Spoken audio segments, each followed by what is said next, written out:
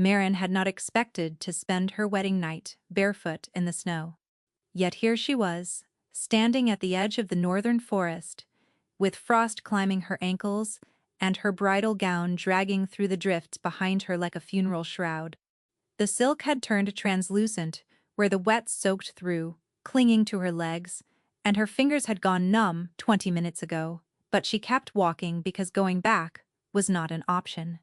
Going back meant returning to the bridal chamber where she had waited for 6 hours. 6 hours on the edge of that enormous bed, with its ridiculous canopy and its mountain of furs, her hands folded in her lap, her heart hammering, her stomach sick with nerves. She had prepared herself for awkwardness. She had prepared herself for a stranger's hands and a stranger's weight, and the quiet terror of giving herself to a man she had met only once. She had braided her hair the way the handmaiden showed her. She had rubbed rose oil into her skin until it gleamed. She had sat on the edge of that bed and waited, and waited, and waited. King Caldervos had not come.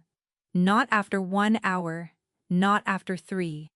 Not after the candles burned down to pools of wax and the fire shrank to embers and the quiet pressed against her eardrums until she wanted to scream. No message, no servant sent with an explanation, no apology. Just the vast, humiliating emptiness of a room that was supposed to hold 2 people and held only 1. The tears had come around the 4th hour, hot and furious. By the 5th, the fury had burned itself out and left something worse. A calm, flat certainty that sat in her chest like a weight. He was never coming. He had never intended to come. She was a treaty obligation, a name on a document, a body delivered across the border to seal a peace accord that had nothing to do with her. And now, the peace was sealed, and she had served her purpose, and the king had gone back to whatever kings did when they were finished, pretending. So Marin had pulled on her boots, wrapped her arms around herself, and walked out the door. She had passed 2 guards in the corridor, who stared at her with open confusion but said nothing, because, what did you say to the new queen wandering the halls in her wedding dress at midnight? She had crossed the great courtyard, her boots crunching on frozen stone, and pushed through the postern gate into the forest beyond. She did not have a plan. She did not have a destination. She had nothing except the dress on her back and the growing, gnawing ache inside her that whispered she had made the worst mistake of her life by volunteering for this. The trees closed around her. The moonlight cut through the canopy in pale, fractured beams that made the snow glow faintly blue. Her breath came in short white bursts. The cold was a living thing now, pressing against her skin, sinking into her bones, and a distant, rational part of her mind noted that she would not survive the night out here. She kept walking. Then she heard it. A sound that stopped her dead. Low and guttural and wrong, rising from somewhere deep in the tree line to her left. Not a growl exactly. Something raw, something that vibrated in her ribcage and made her teeth ache. Marin turned slowly. 2 eyes burned in the dark between the pines. Not wolf eyes, not entirely. They were too bright, too large, glowing with a sickly amber light that pulsed like a heartbeat. The creature behind them was massive.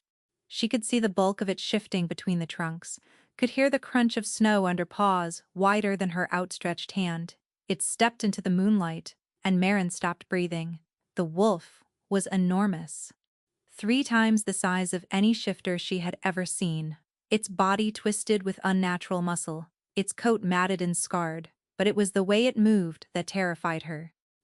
Jerking, staggering, like something was fighting inside its own skin. Its jaws hung open, and a sound poured from its throat that was not a snarl, but a scream. A long, shredded, agonized scream that sounded almost human. It was in pain.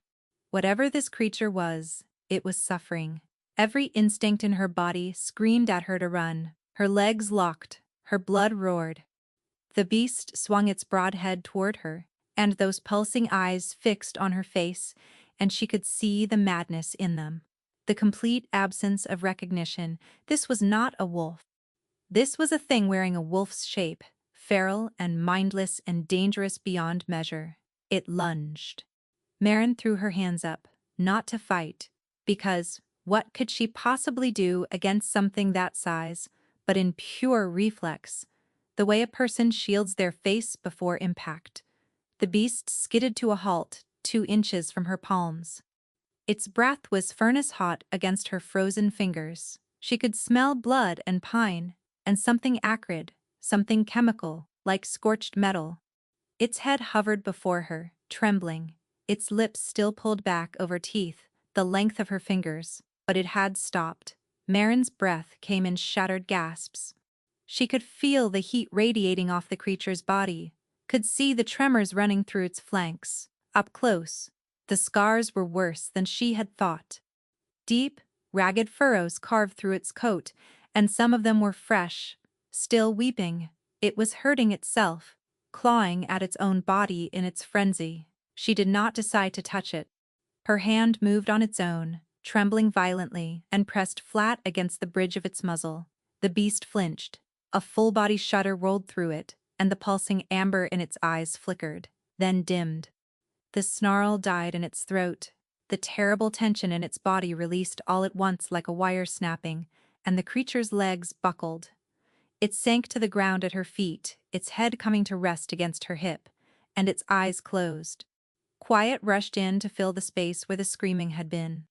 Marin stood in the snow with her hand on the beast's head, shaking so hard her vision swam, and listened to its breathing deepen into something slow and steady and impossibly peaceful. She did not move. She did not dare. At some point, the cold and the terror and the sheer overwhelming strangeness of it all became too much. Her vision darkened at the edges. She felt her knees buckle, felt herself slide down against the creature's warm flank, felt the snow soak through her dress. The last thing she registered before consciousness left her was the steady beat of a massive heart against her cheek. By dawn, the head of the king's guard found the bridal chamber empty, the bed untouched, the queen gone. By the time Hadrian reached the edge of the northern forest, following the trail of footprints in the snow, 30 guards were already searching the grounds. What he found stopped him cold. The new queen lay curled in the snow, unconscious, her wedding dress stiff with frost and her lips faintly blue, and beside her, in human form, and breathing with the deep, untroubled rhythm of true sleep, lay King Calder Voss. Hadrian stared for a long, measured moment. Then he removed his cloak, draped it over the king, and turned to the nearest guard. "Bring the girl to me when she wakes," he said, "and not a word of this to anyone." Marin woke to the smell of wood smoke and unfamiliar linen. The ceiling above her was stone, arched, and old, and for several disoriented seconds she could not remember where she was or how she had gotten here. Then the memories arrived, not gently, and her stomach dropped. The empty bridal chamber. The forest. The beast. She sat up too quickly, and regretted it immediately. Her head swam, her muscles ached, and her skin felt raw, like she had been scrubbed with sand. She was in a small room she did not recognize, not the bridal chamber, not the infirmary. A narrow bed, a single window, with heavy curtains, drawn shut, a fire crackling in the hearth. Someone had changed her out of the ruined wedding dress, and into a plain wool nightgown. The door opened and a woman stepped inside. She was perhaps 50, sharp-eyed and angular, with silver-streaked hair pulled back in a severe knot, and the kind of face that suggested she had never suffered a fool in her life, and did not intend to start now. "Good. You are awake," the woman said. "I am Orla, head healer of the royal household. You have been unconscious for 9 hours. Your core temperature, when they brought you in, was low enough to kill most people. You are extremely lucky, or extremely stubborn. I suspect both." Marin opened her mouth. "Do not speak yet," Orla continued, moving to the bedside table and pouring something from a clay pitcher. "Drink this first. It is willow bark and ginger. It will taste foul." It did. Marin drank it anyway, her hands trembling around the cup, and tried to organize the chaos in her head into something she could manage. The beast, that monstrous wolf in the forest. Its eyes, its scream, the way it had collapsed at her touch. And then, the part she could not stop replaying. The guards finding her in the snow beside the king. Beside the king, the wolf, Marin said. The wolf in the forest, was that? Orla's expression did not change. Not exactly, but something behind her eyes shifted, a tightening, a careful closing of a door. You will have questions, Orla said. Some of them I can answer, but there is someone who wishes to speak with you. First.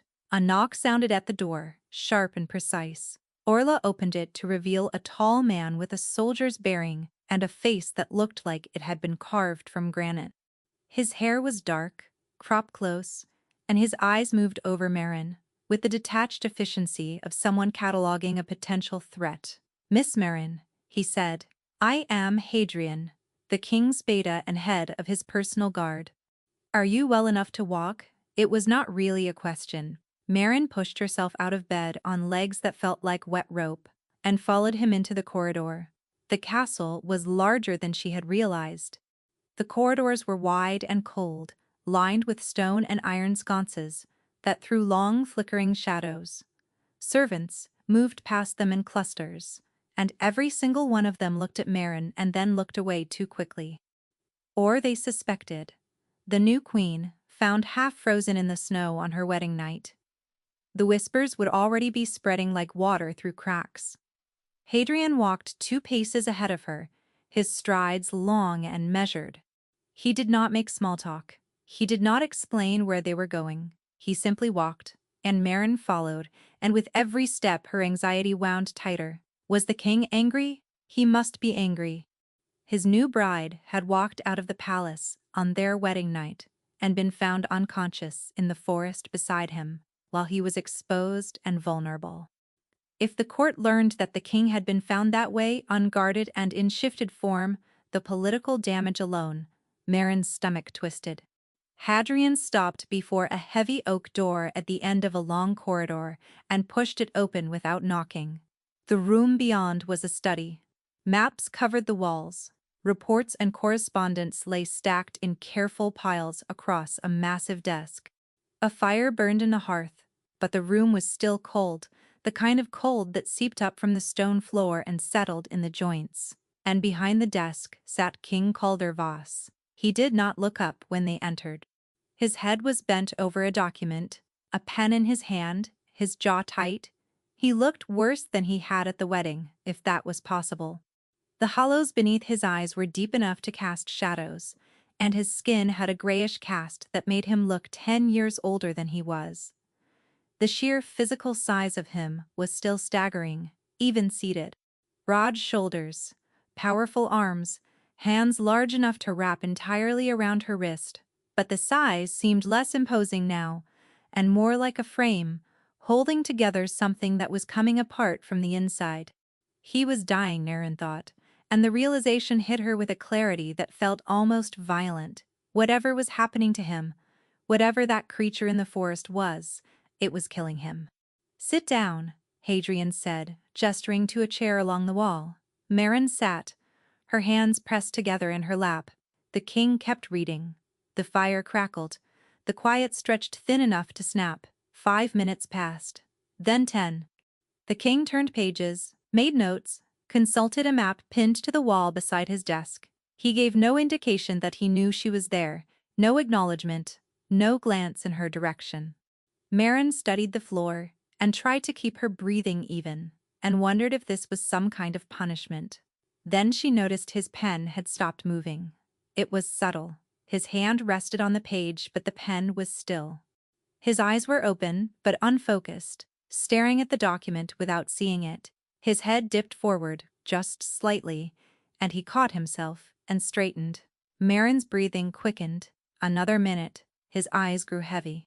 His shoulders, rigid since she had entered, loosened by a fraction. His breathing slowed, deepened, and the pen slipped from his fingers and rolled across the desk. King Calder's head came to rest on his folded arms, and he was asleep. Marin stared at him. Then she looked at Hadrian. The beta stood motionless by the door, his gaze fixed on the king. He did not seem surprised. He seemed like a man watching a hypothesis confirm itself. "Do not move," Hadrian murmured.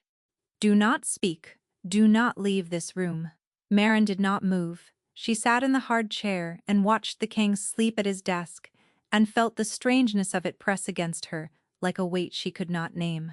He had not slept in their bridal chamber. He had not slept at the wedding feast. But here, in a cold study, with nothing but her silent presence in the room, he had dropped into unconsciousness within 15 minutes, just like the forest. An hour passed. Then too. Hadrian did not sit, did not shift his weight, did not take his eyes off the king. Marin's back ached and her legs went numb, and she pressed her fingernails into her palms to keep from fidgeting. Finally, Hadrian turned to her and nodded toward the door. She stood on unsteady legs and slipped out of the room. Hadrian followed, pulling the door shut behind him with excruciating care. In the corridor, Marin turned to face him. What is happening to him? The beta's expression was unreadable. "The king woke less than 2 minutes after you left the forest this morning," he said, ignoring her question. "He has been awake ever since, 14 hours without rest." The implication settled over her like cold water. "He only sleeps when I am near him," Marin said. Hadrian studied her for a long moment. His face gave nothing away, but she could feel the weight of his assessment, the careful calculation happening behind those steel-gray eyes. "You will return to this room tonight," he said. "Same arrangement. You sit. He works. You tell no one." "And if he asks why I am here?" Marin asked. "He already knows," Hadrian replied. "He is the one who requested it." Marin's heart lurched. "One more thing," Hadrian added, already turning to leave. "The king does not wish to discuss what you saw in the forest. I suggest you do not raise the subject." He was gone before she could respond. The arrangement began that night, and it was, without question, the strangest experience of Marin's life. She arrived at the king's study after the evening meal, escorted by a guard who deposited her at the door and left without a word. The room looked the same as before. Maps, reports, the fire burning low, and Calder behind his desk, writing, his posture rigid, his expression a mask of controlled exhaustion. He did not look up when she entered. He did not greet her. He did not acknowledge her existence. Marin sat in the chair along the wall, smoothed her skirt over her knees, and stared at the fire.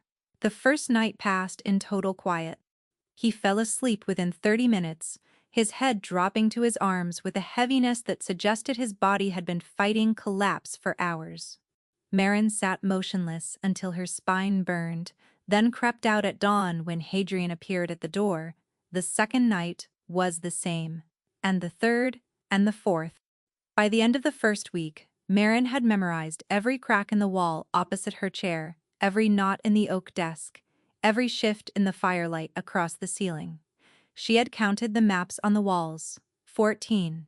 She had counted the ink stains on his fingers, always 3, always on the right hand. She had memorized the exact moment his breathing would change, that soft, almost imperceptible deepening that meant consciousness was leaving him. It happened like a tide going out. The tension would drain from his shoulders first, then his jaw would unclench, then his hand would slow on the page, and then he would be gone. It was, she realized on the 5th night, the only time he looked peaceful. The rest of the time he looked like a man fighting a war against his own body. She was not supposed to talk to him. Hadrian had made that clear. The arrangement was transactional. She sat, he slept, she left. That was the extent of her purpose in the king's life, and she accepted it because she had spent 23 years accepting whatever role the world assigned her. But on the 6th night her stomach growled. It was mortifyingly loud in the silent room. The sound bounced off the walls and hung in the air like an accusation. Marin pressed her palms against her abdomen and willed the floor to consume her. Calder's pen paused. He did not look up, but the corner of his mouth moved. It was not a smile, it was barely a twitch. But it was something. "Have you eaten?" he asked. It was the first time he had spoken to her since the arrangement began. His voice was lower than she remembered from the wedding, rougher, like it had not been used for anything but giving orders in a very long time. Yes, Marin lied. She had not. The kitchens were hostile territory. The cook and the serving staff had made it abundantly clear that the new queen, the foreign nobody who had been plucked from a border village and dropped into their palace like a stray cat, was not welcome. Meals were delivered late and cold when they were delivered at all. Calder said nothing more. The next evening when she arrived, a tray sat on the side table beside her chair. Bread, cheese, sliced apples, a small pot of honey. No explanation, no acknowledgement. Marin looked at the tray. She looked at the king. He was reading, and did not glance in her direction. "Thank you," she said quietly. "For what?" he replied, still not looking up. Something warm flickered behind her ribs. She ate the bread and honey, and tried not to read too much into the fact that the apples had been sliced into thin, even pieces. The way she preferred, the way she had eaten them at the wedding feast, when she thought no one was watching. The trays appeared every evening after that. The food grew more varied. One night there was roasted chicken with herbs, another night a thick stew with fresh bread still warm from the oven. And one evening, tucked beside the plate, a small bunch of dried lavender tied with twine. Marin held the lavender to her nose and breathed in, and felt something dangerous happening inside her. "You are staring," Calder said, still writing. "I am not staring," Marin replied. She was absolutely staring. He glanced up. Their eyes met for the first time in days, and the impact of it traveled down her spine like a current. His eyes were dark, the deep gray of storm clouds, and up close they held a weariness so profound it made her ache. He looked away first. "You should eat," he said. The hush that followed was different from the ones before, thinner, and more aware. On the 9th night, Marin broke the unspoken rule and spoke without being spoken to. "Do you always work this late?" she asked. The pen stopped, a pause, long enough that she thought he would ignore her. Then, "Yes. Every night." "Every night? That seems unpleasant," she offered. He made a sound that might have been a laugh if it had any warmth in it. "It is not a matter of preference." Marin considered this. "Is it because you cannot sleep?" she asked carefully. "Or because you are afraid to?" The stillness that followed was so heavy she could feel it pressing against her eardrums. Calder's hand had gone motionless on the page. He was looking at her now, really looking, and what she saw made her wish she had not asked. Not anger, something worse. Recognition, both, he said. The word dropped into the quiet room like a stone into deep water. Marin wanted to push further, wanted to ask about the beast in the forest, about the curse that was written in every hollow of his cheeks. But the wall had come back up behind his eyes, swift and absolute, and she knew that one word was all she would get tonight. He fell asleep 12 minutes later, his head resting on his arms, his breathing deep and even. Marin sat in her chair and watched the firelight play across his features, and noticed, for the first time, the thin scars that traced along his knuckles. Not battle scars, too uniform, too deliberate, like claw marks made by his own hand. Her stomach turned. He was hurting himself. During the shifts, during the nights when the beast took hold and there was no one to quiet it, he was clawing at his own body, without knowing. Marin pressed her hand over her mouth and blinked hard against the sting in her eyes. She barely knew this man. He was her husband in name only, a stranger who would not look at her across a dinner table, who had left her alone on their wedding night without a word. She had no reason to care, but she looked at those scars and she cared. She looked at the shadows carved into his cheeks and the way sleep had softened the rigid line of his mouth into something almost young, almost vulnerable, and she cared so fiercely it frightened her. 3 nights later, Hadrian called her aside before she entered the study. "The king has made a decision," the Beta said, his expression carefully neutral. "The arrangement will change. You will no longer sit in his study in the evenings." Marin's heart sank. Instead, Hadrian continued, you will sleep in his chambers. A separate bed has been prepared for you. Marin stared at him. His chambers, she repeated. Where he sleeps. Where the king sleeps. Where the king will attempt to sleep, yes, but we are not. I mean, we have not. She felt heat crawl up her neck and flood her face. The marriage is not consummated. Hadrian's expression remained perfectly blank. The arrangement is medical in nature. You will sleep in a separate bed on the far side of the room. Nothing more. Marin's face burned hotter. Of course. No, I know that. I was not suggesting. I understand completely. Hadrian looked at her the way one might look at a small animal that had walked into a wall. Good. The guard will escort you at sundown. The king's chambers were enormous. That was the first thing Marin registered when the heavy doors swung open. A ceiling lost in shadow, walls lined with weapons and old banners, a hearth large enough to stand in, and at the center of it all, the bed. It was absurdly massive, carved from dark wood, draped in furs and heavy linen.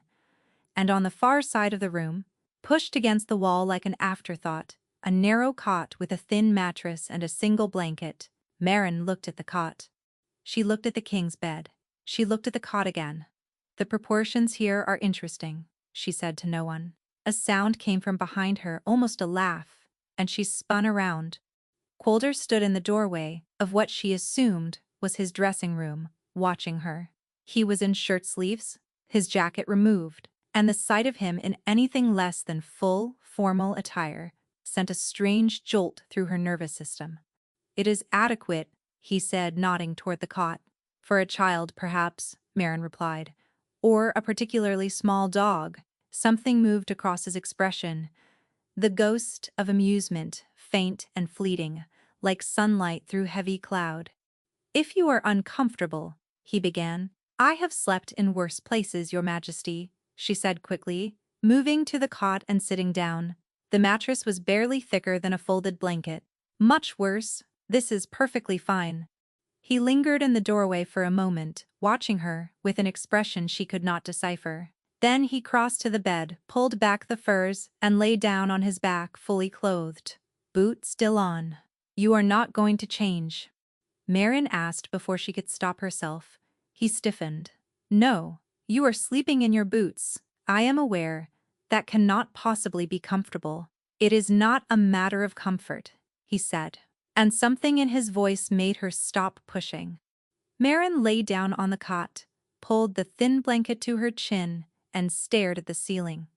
She could hear him breathing. Deep, controlled, deliberate, the sound of a man forcing his body to relax through sheer willpower. The fire crackled. Shadows shifted across the walls. Minutes passed. Marin counted them, tracking the rhythm of his breathing, waiting for the change. It came faster than it had in the study. His breath deepened within 10 minutes. His body released its iron tension. She heard the soft sound of his head turning on the pillow, settling. He was asleep. And then, at the edges of her awareness, she felt something else. A tremor. Not physical, not something she could see or hear, but something she could feel in the marrow of her bones. A vibration that pulsed beneath his skin like a second heartbeat, dark and hungry, and waiting. The curse. She could feel the curse. It was pressing against him even in sleep, testing the edges, looking for a way in, and her presence somehow was holding it back, like a wall, like a door held shut against a storm.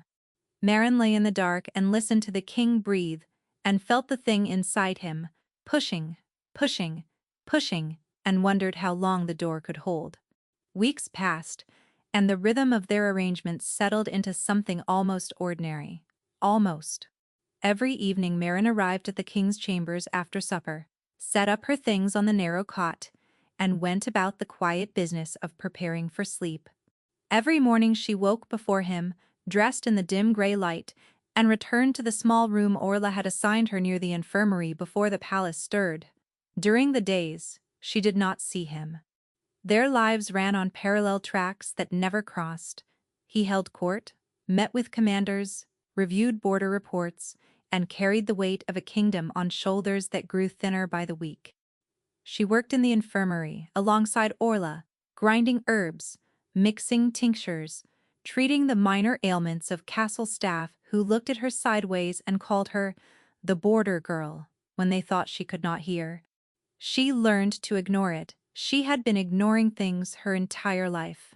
One more slight added to the pile barely registered anymore, but the nights.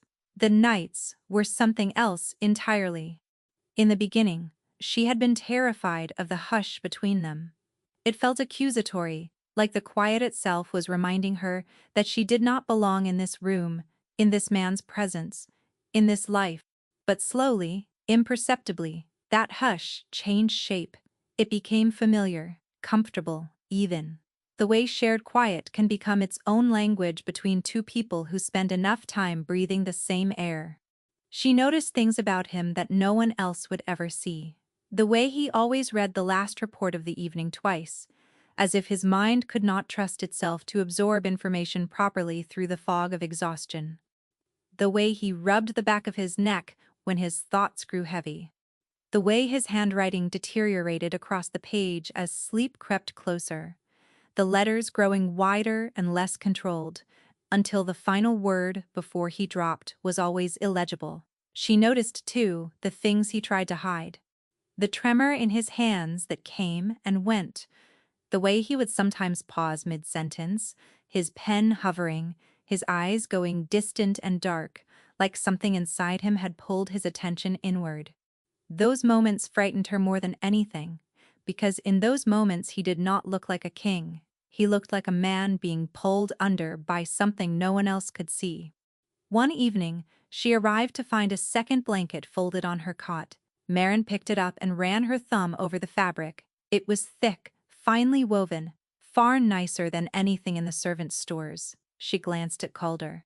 He was reading, and did not acknowledge her. "Thank you for the blanket," she said. "What blanket?" he replied.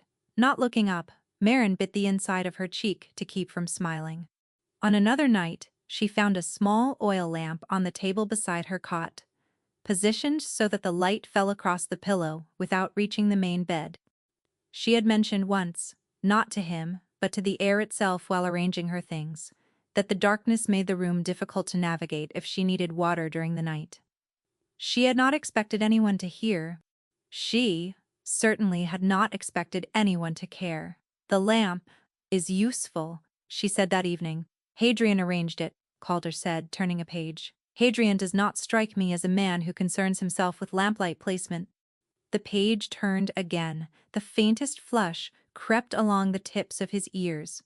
Something warm and terrifying unfurled inside Marin's ribs.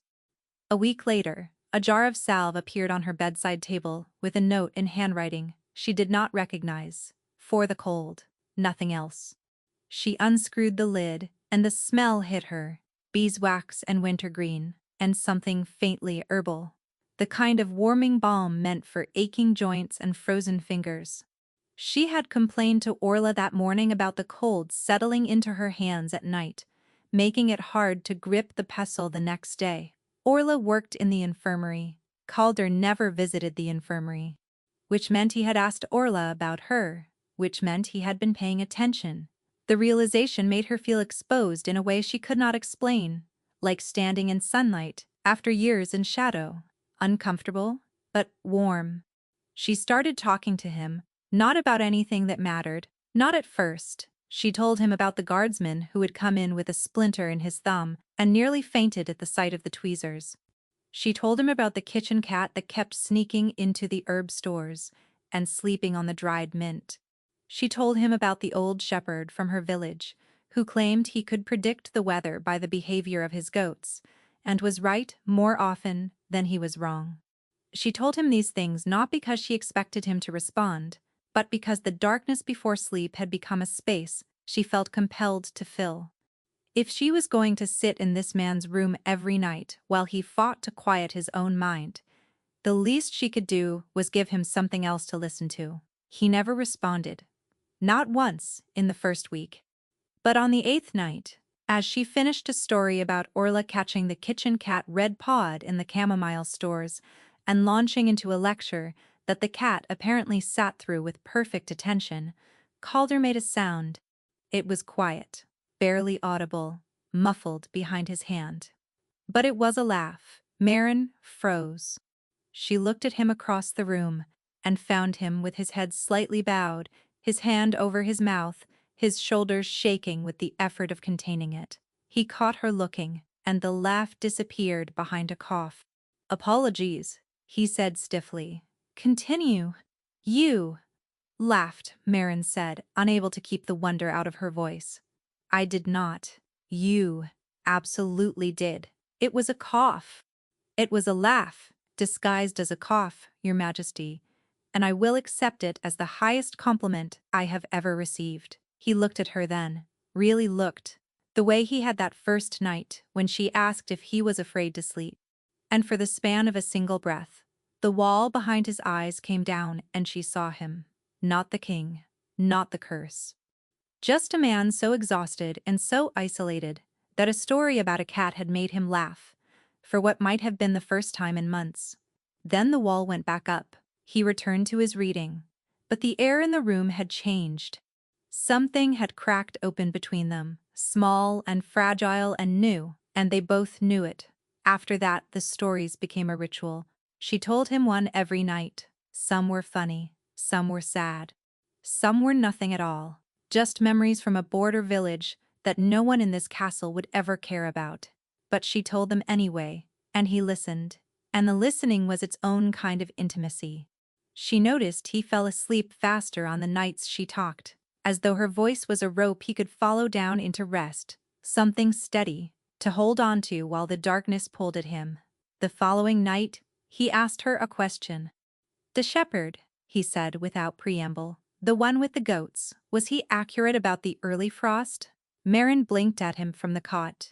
"You remember?" That his jaw tightened. "You told me 3 nights ago. I do not forget things."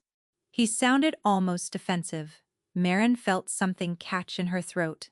"Yes," she said softly. "He was right. He was always right.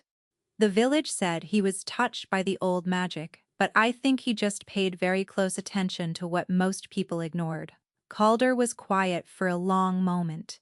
"That sounds like someone else I know," he said. Marin's heart stopped, then restarted with a kick that rattled her ribs. She opened her mouth to respond, but his breathing had already changed. Deeper, slower. His eyes had closed, and the rigid set of his jaw had softened into something almost gentle. He was asleep. Marin lay in the dark, wide awake, staring at the ceiling, that single sentence turning over and over in her mind. "That sounds like someone else I know." She folded her hands over her stomach and willed her pulse to slow. It did not. 3 days later, Orla sat Marin down in the back room of the infirmary and closed the door. The head healer stood with her arms crossed, leaning against the work table, her expression grave. She was silent for a long moment, studying Marin the way she studied a wound she was not sure she could treat.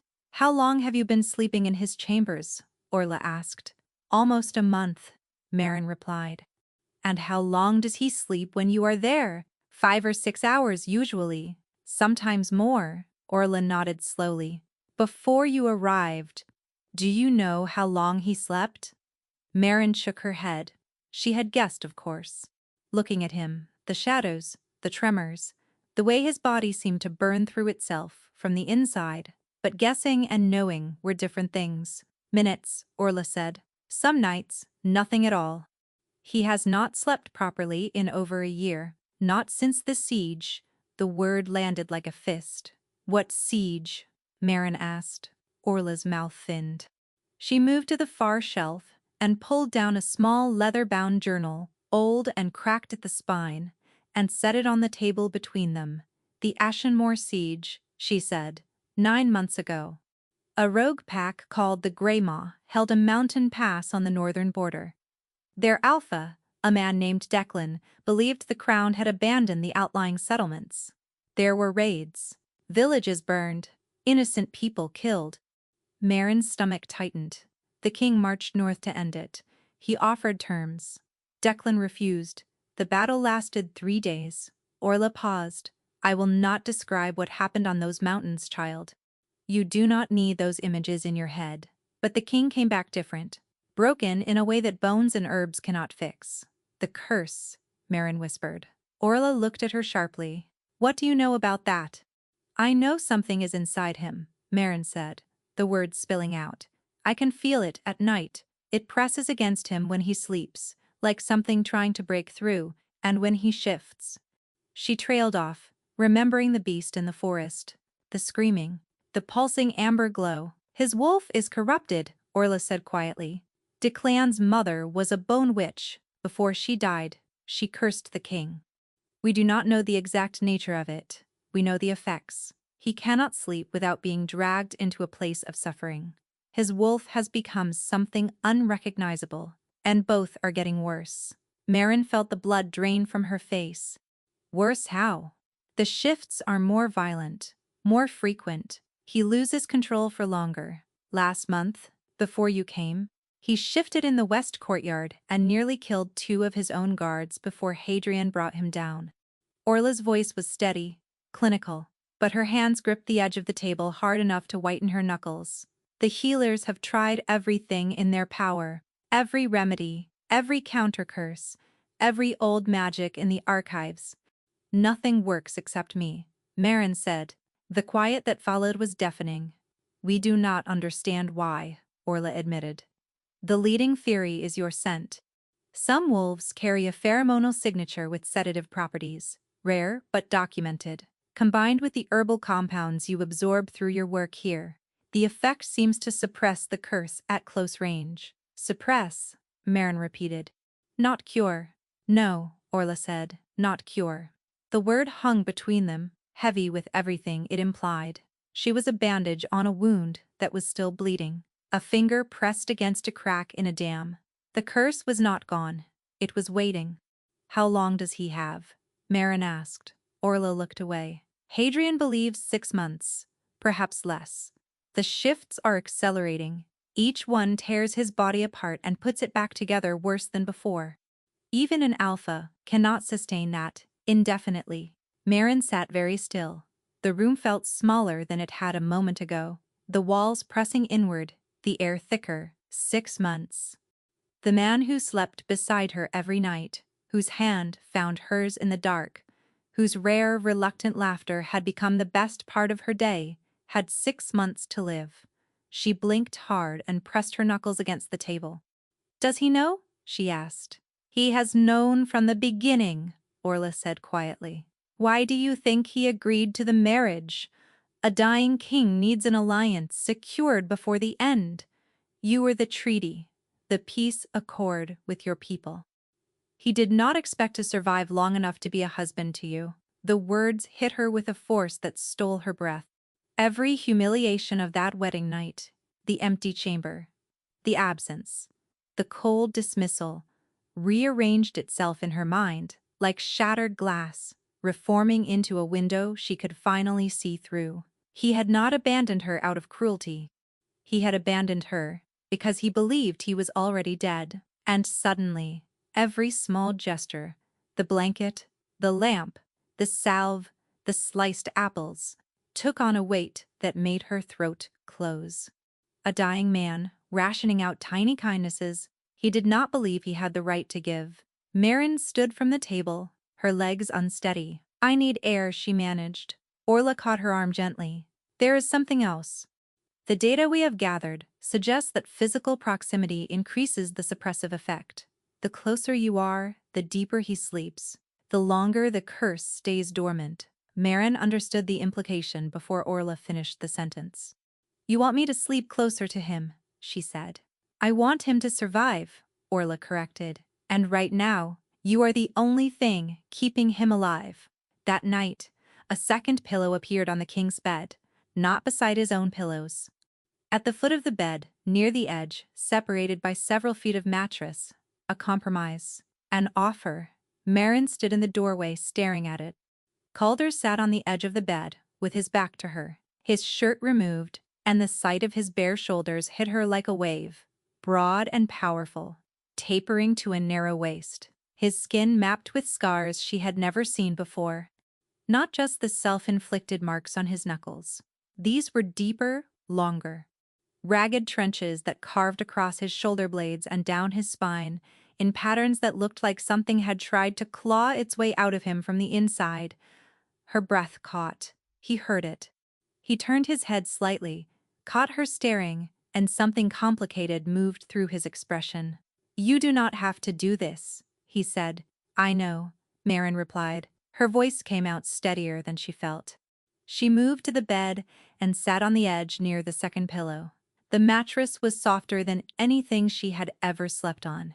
It felt like sinking into warm water. The distance between them was vast enough to be proper. Close enough that she could feel the warmth coming off his skin. "For the record," Marin said, tucking her legs beneath the covers, "I am not doing this because Orla told me to, or because Hadrian arranged it. I am doing it because you look like you have not slept well in a year, and I happen to be good at sleeping, and it seems rude not to share." Something passed through his expression, not amusement, not quite. Something warmer and more startled than that, like he had forgotten what it felt like to be spoken to as a person, rather than a title.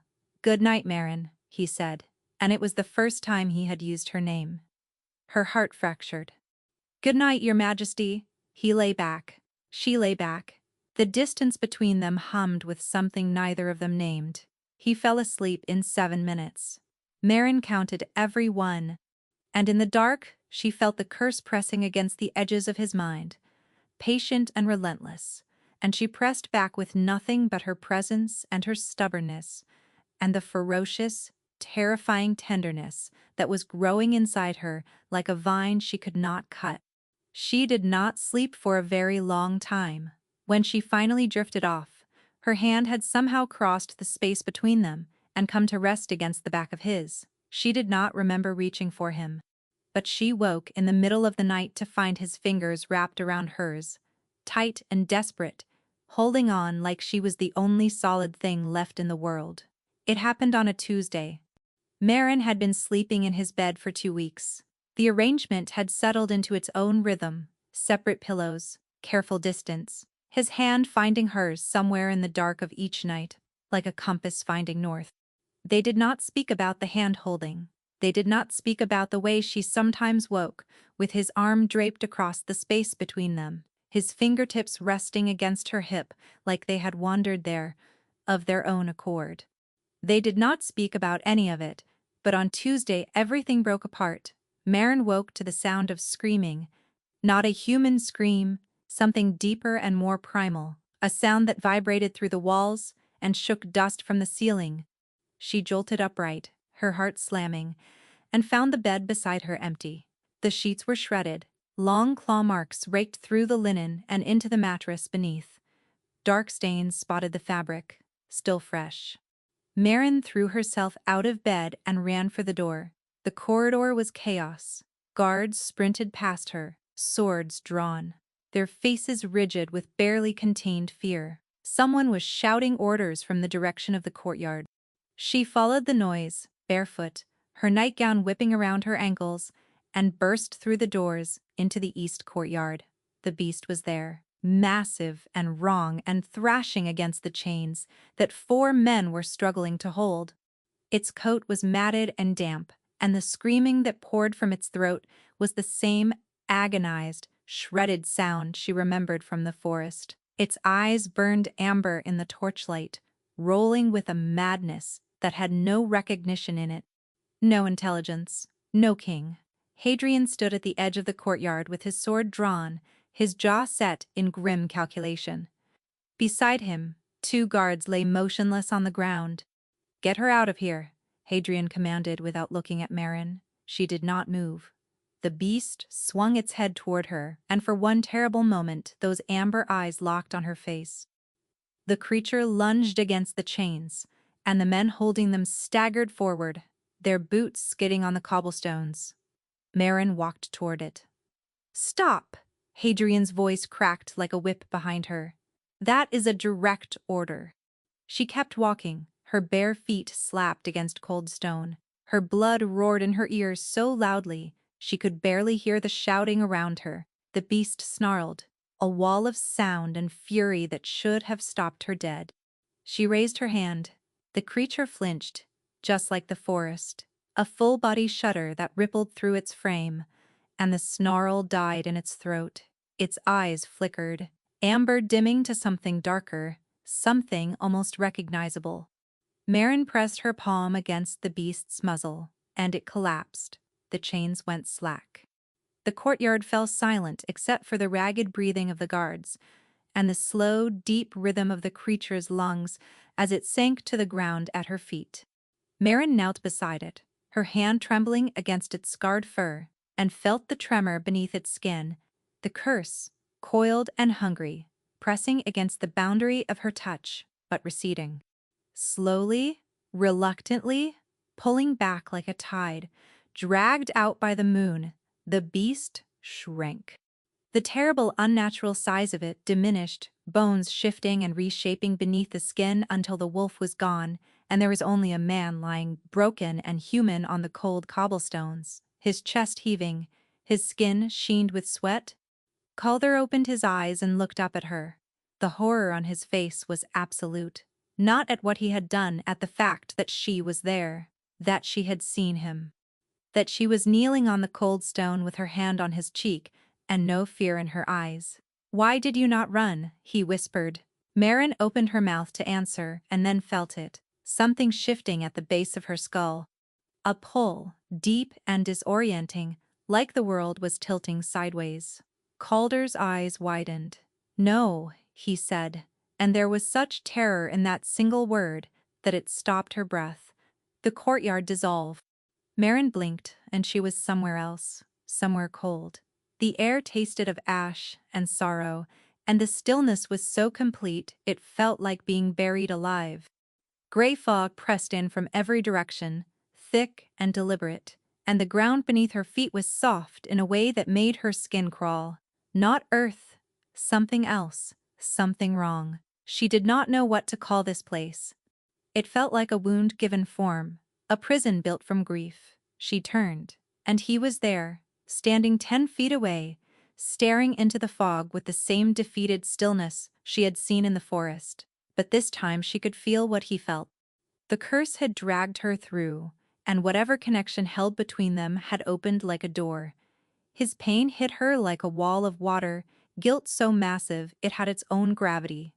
Grief so dense it had compressed into something physical, something that pressed against his lungs and made every breath a labor. Figures moved in the fog, soldiers, civilians, children. Marin's knees buckled. "You should not be here," Calder said, his voice flat and distant. The figures drifted closer, their mouths moved, whispering, accusing, a chorus of the dead demanding an audience with the man who had survived. A boy stepped forward, perhaps 12 years old, with dark hair and wide eyes and a wound across his chest that would never close. Calder made a sound that was barely human. "Please," Marin gasped, reaching for him. "We need to leave. We need to wake up. You need to leave," he said. "I belong here." The words were so quiet and so certain that they pierced her like a blade. Then the fog rushed in and the cursed place swallowed her whole. Marin woke, gasping on the courtyard stones. Hadrian was kneeling beside her, his face tight with controlled panic. Calder lay unconscious on the ground nearby, a cloak thrown over him, his chest rising and falling with the deep rhythm of drugged sleep. "How long?" Marin managed, her voice raw. "Seconds," Hadrian said. You both collapsed at the same time. Seconds. It had felt like an eternity. "Get me away from him," Marin whispered. "He is going to be furious when he wakes up." She was right. The summons came the next morning, not through Hadrian. Through a guard, cold-faced and formal. The king wished to see her immediately. Calder's study was suffocating when she entered. He stood behind his desk, dressed and rigid, and the look on his face made her insides turn to ice. "You entered the place where the curse takes me," he said without preamble. "I did not choose to enter it," Marin replied, keeping her voice steady through force of will. "The curse pulled me in." which is exactly why this arrangement is ending. His voice was flat and controlled and utterly without warmth. You will return to the room near the infirmary. You will no longer come to my chambers. Marin stared at him. If I stop sleeping near you, the curse will. That is my concern, not yours. You will die, she said, and her voice cracked on the last word. Something moved behind his eyes. Pain, deep and raw. But his jaw set harder, and his hands pressed flat against the desk, and he looked at her with the deliberate coldness of a man building a wall, as fast as he could. You are relieved of this duty, he said, effective immediately. That is an order from your king. The word duty landed like a slap. 6 weeks of sitting in his room, of filling his silences with stories, of holding his hand in the dark, of watching him sleep and feeling his pain and pressing back against the curse with everything she had. Duty. Your Majesty, please listen to me, Marin began. Leave, he said. But if you would. Just. I said leave. The roar in his voice shook the windows. Marin flinched. Her eyes burned with tears she refused to shed in front of him. She turned and walked out of the room, and did not look back. In the corridor, she leaned against the wall and pressed her hands over her mouth and broke. The days that followed were the worst of her life. She returned to her small room near the infirmary and tried to resume her old routine and found that nothing fit anymore. The room was too quiet, the bed was too cold. The absence of his breathing beside her was a physical ache that settled behind her sternum and would not leave. She could not eat. The food turned to ash in her mouth. She could not sleep. Every time she closed her eyes, she felt the cursed place pressing at the edges of her consciousness, no longer held back by the proximity of his body, leaking through in fragments of gray fog and distant screaming. The migraines began on the 3rd day, blinding, vicious, pulsing behind her eyes, with a rhythm that matched the thing she had felt beneath his skin. The curse was reaching for her now, too. Not to trap her, but to remind her of what she had left behind. By the 5th day, she could barely stand. The room spun when she moved too quickly. Her hands shook when she tried to grind herbs.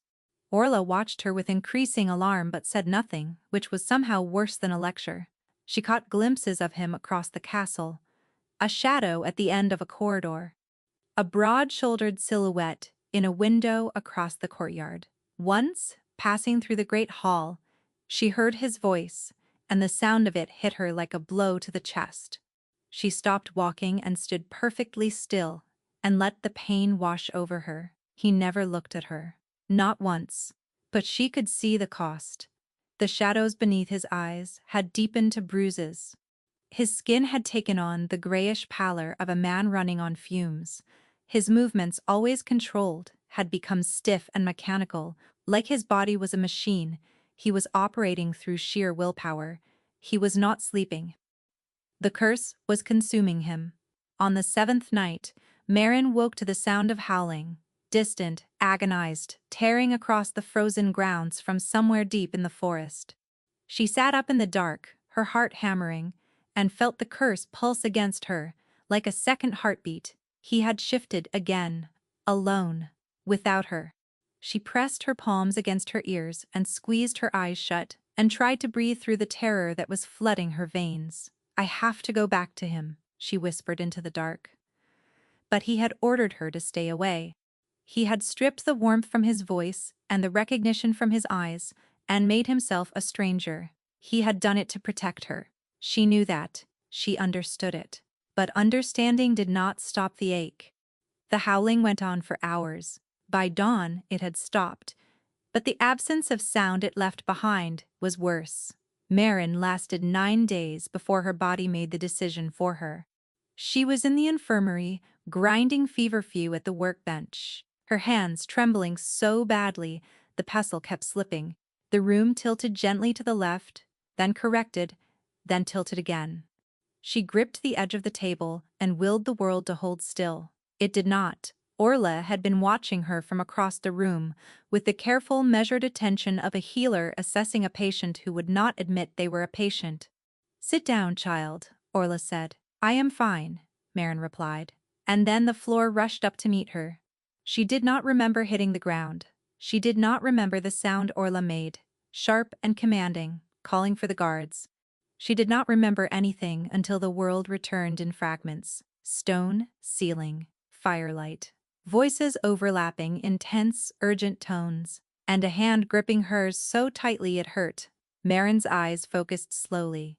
She was in the infirmary, on one of the narrow cots, and Calder was beside her. He looked destroyed, not angry, not kingly, not controlled. Destroyed. His skin was ashen, his eyes red-rimmed and wild, and his free hand hovered over her like he wanted to touch her everywhere at once, but was afraid she would shatter. "You collapsed," he said, and his voice was so raw it barely sounded like him. "Your heart stopped for 11 seconds. Marin blinked at him. "That seems dramatic." He made a sound, somewhere between a laugh and a sob, and his forehead dropped against their joined hands. His shoulders shook once, hard, and then he forced them still. Orla stood near the doorway, arms crossed, her expression a complicated mixture of vindication and genuine fear. "Your Majesty," Orla said carefully, "I would like to explain what is happening to her, with your permission." "Tell me," Calder said without lifting his head. "She is dying," Orla said. "And so are you." For the same reason. The stillness that followed was so absolute Marin could hear the fire breathing in the hearth. "Explain." Orla moved into the room, pulling the door firmly shut behind her. "The bond between you is not simply chemical. It is not just her scent suppressing the curse. It is a mate bond, incomplete, and fighting to close, and the longer you hold it open, the more it will tear you both apart." Marin drew a sharp breath. She looked at Calder and found him staring at Orla with an expression she had never seen before. Not shock, recognition. The dull, resigned recognition of a man hearing aloud what he had already known.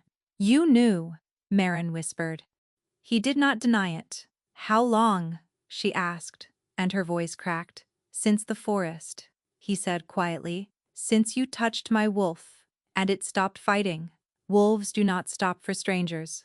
Marin, they stop for one person." The tears came before she could catch them. "Then, why did you send me away?" His hand tightened around hers, and the pain that moved through his expression was so naked it made her want to look away. "Because the bond ties your life to mine," he said, "and my life is ending. The curse is winning. Every night it takes more of me, and when it finally takes everything, anyone bonded to me will follow." His jaw clenched hard enough to whiten. "I would rather die alone than drag you into the dark with me." Marin stared at him through blurred vision. "You selfless, stubborn fool," she whispered. Orla cleared her throat. "If I may, the curse is indeed growing stronger, but that does not mean it cannot be fought. What concerns me is that it should not still be this powerful. Bone witch, curses of this type are parasitic. They feed on something in the host, and when that something is depleted, they wither." She paused, her gaze sharpening. "Yours has not withered, Your Majesty, which means it is still being fed."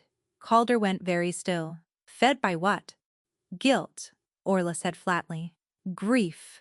Self-punishment. Whatever you carry from that siege, you have been feeding this curse every night like kindling on a fire. It is not surviving on magic alone, it is surviving on you." The color drained from Calder's face. He released Marin's hand and stood crossing to the window.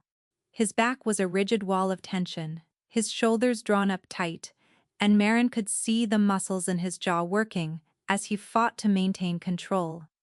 "Tell us," Marin said, pushing herself upright on the cot despite the runes swimming around her. "Tell us what happened at Ashenmoor. The real story. Not the version in the reports." He braced his hands against the windowsill. The stillness stretched.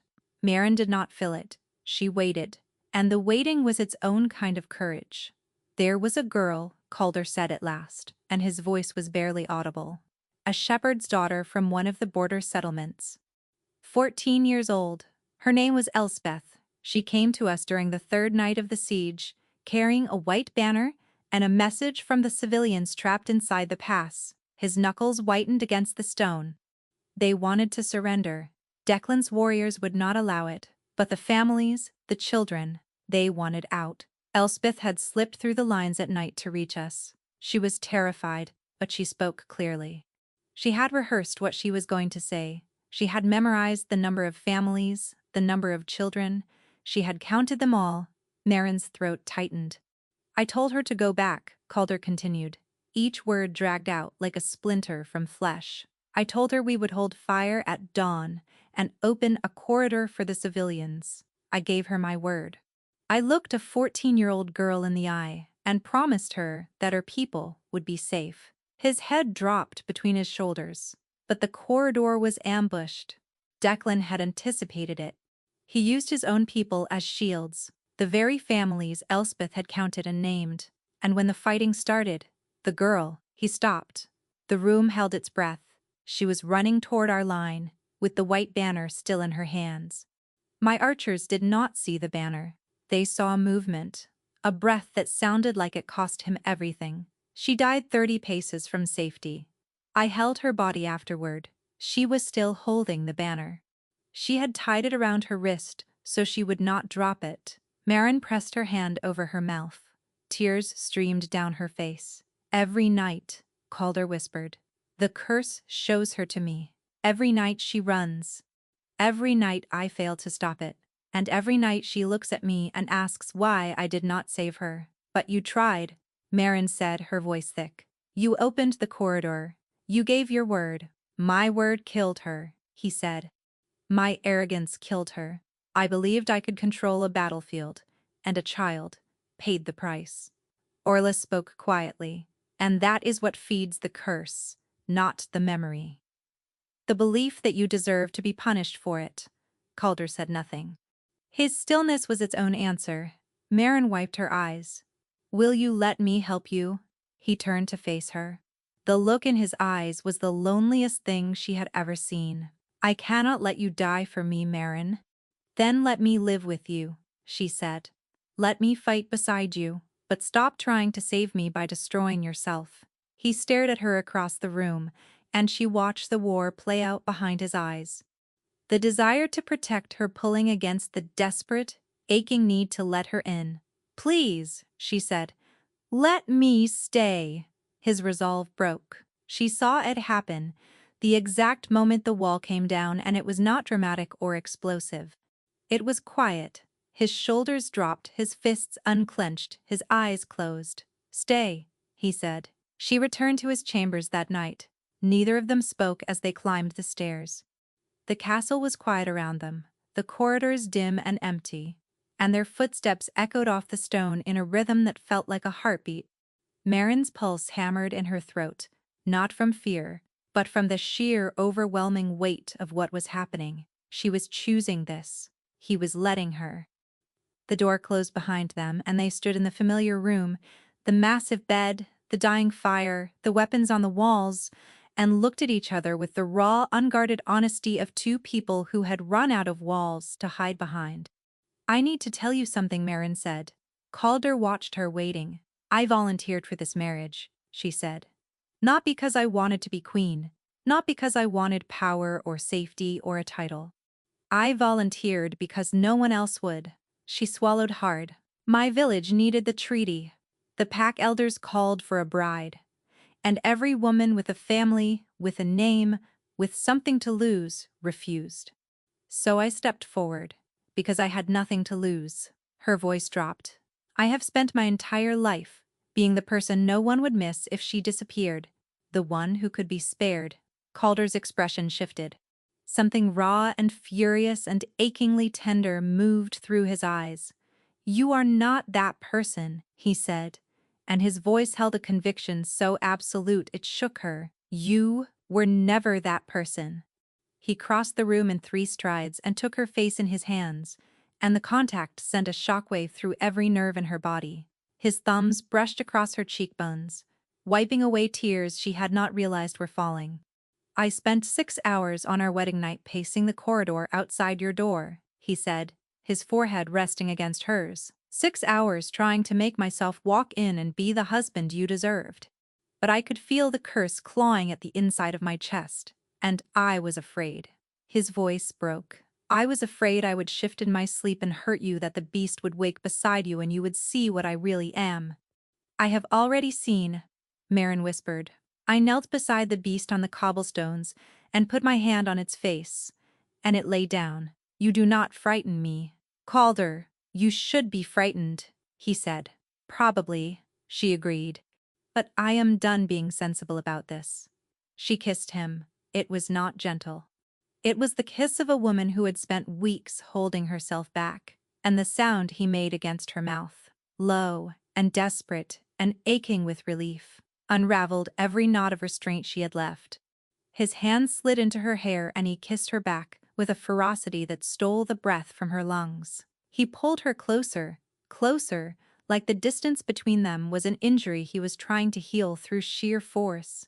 If we do this, he said, against her lips, his breathing ragged, the bond will complete. There is no going back, I know. If the curse takes me, it will take you too. Then we fight it together, Marin said.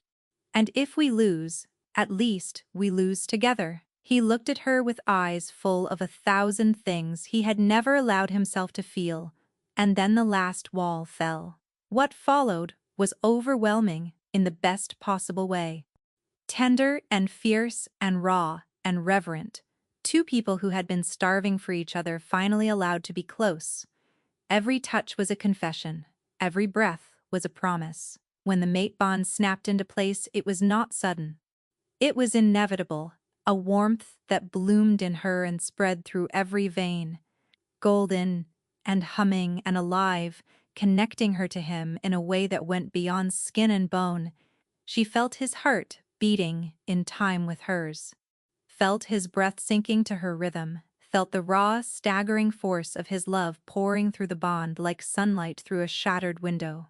She pressed her forehead against his shoulder at the same moment. He pressed his lips to her throat, and the bond sealed with a resonance that vibrated through the walls and made the fire in the hearth flare white.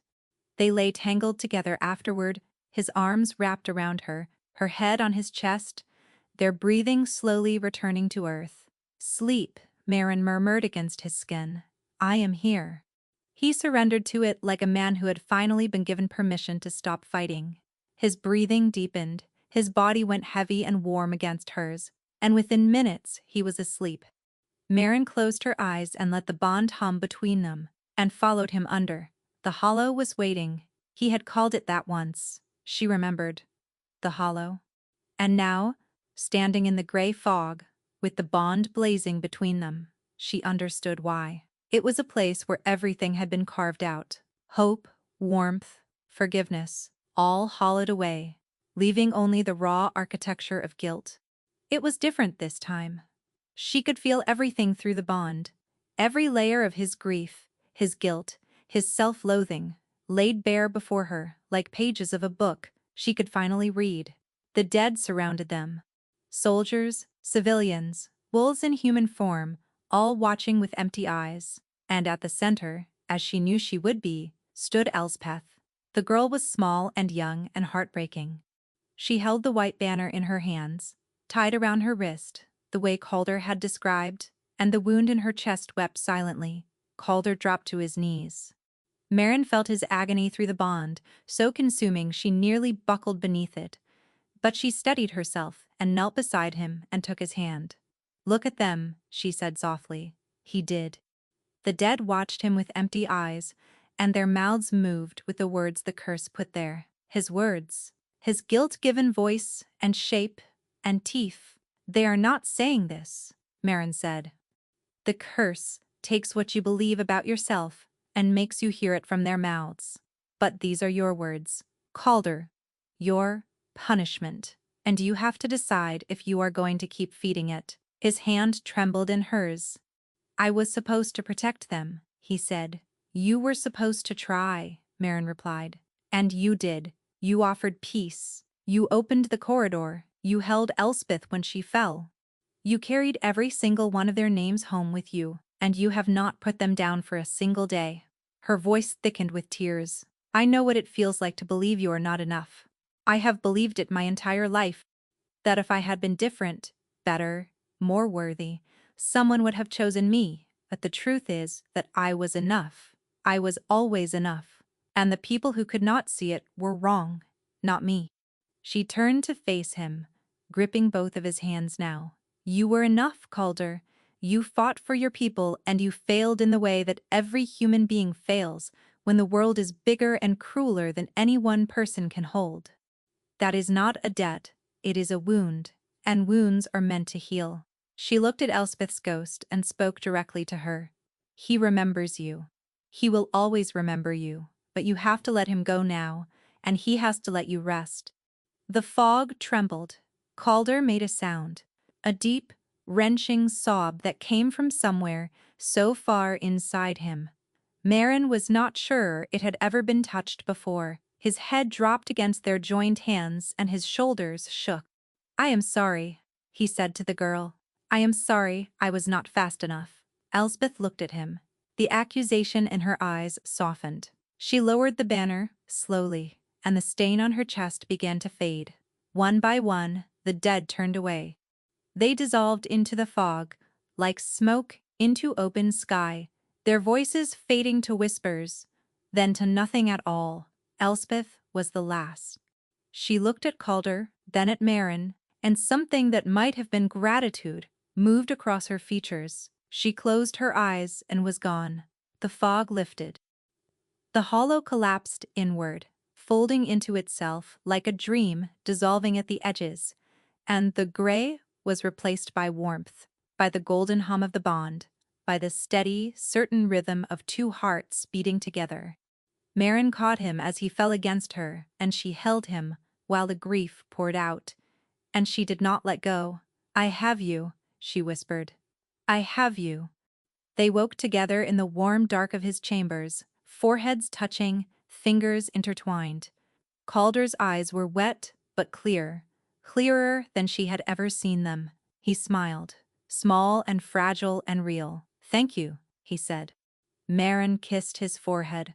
You are welcome, Your Majesty, he laughed, quiet and broken and beautiful. They fell back to sleep together, and for the first time in over a year, nothing followed him into the dark.